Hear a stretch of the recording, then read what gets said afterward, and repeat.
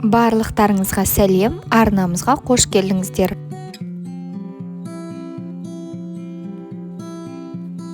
Бұл көршілес Өзбекстанда болған оқиға.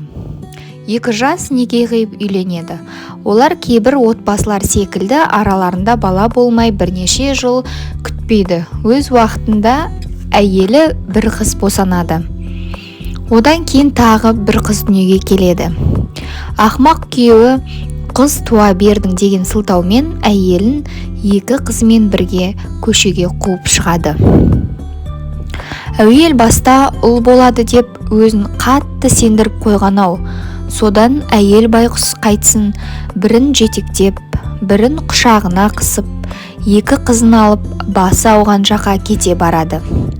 Басында өз жұрты аз кем көмектескен болар, бірақ қыздары еңбектей бастағаннан ақ ол екі қызының қамын ойлап жұмыс істеуге кіріседі.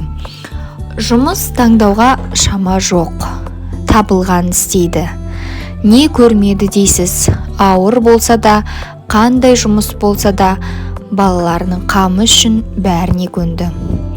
Үмітінің ақталғаны болар, қыздары мектепті бітіріп, жоғарғы оқу орындарына тегін түсті. Екеуі де дәрігерлік мамандықты таңдады. Оқуын аяқтаған соң ауруханаға жұмысқа тұрып, өз саласының үздігі ретінде көзге түсе бастады. Қызметтері де жоғарылай берді. Біреуі бас дәрігерлікке дейін көтеріледі. Ал ақымақ әке болса, басқа біреуге үйленеді. Бірақ ол бейбаққа ұл сүю бұйырмапты. Екіншісінің де тапқаны өңшең қыз. 4 рет құрсақ көтеріп, 4-еуінде де қыз босанады. Екі қыздың анасы көп қиыншылық көрді дедік. Көп уақыт көше сыпырушы болып жұмыс істеді. Пәтерден пәтерге көшіп жүргенде уақыты келіп, үкіметтен үй алады. Қыздарын адал, арлы болуға тәрбиеледі.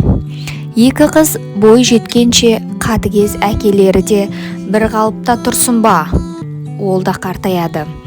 Бір күні кенеттен жүрек талмасына ұшырап ауруханаға түседі. Мұны естіген бұрынғы әйелі әлгі дәрігер болды деген екі қызына о кісінің өз әкелері екенін ескертеді. Сен бізді тастап кеткенсің деген сөз айтпай, қыздары әлгі кісіге жақсылап қарайды. Сол кездегі әкелерінің өкінішін айтсаңызшы, еңіреп жылап, қыздарынан әлі күнге дейін кешірім сұрайды. Иә, пенде бұл өмірдің ненің қайырлы, ненің қайырсыз екенін білмей жатады. Қыз деген жанашыр халық, жақсылықты қыздан көресің деген үлкен кісілердің сөзі тегіне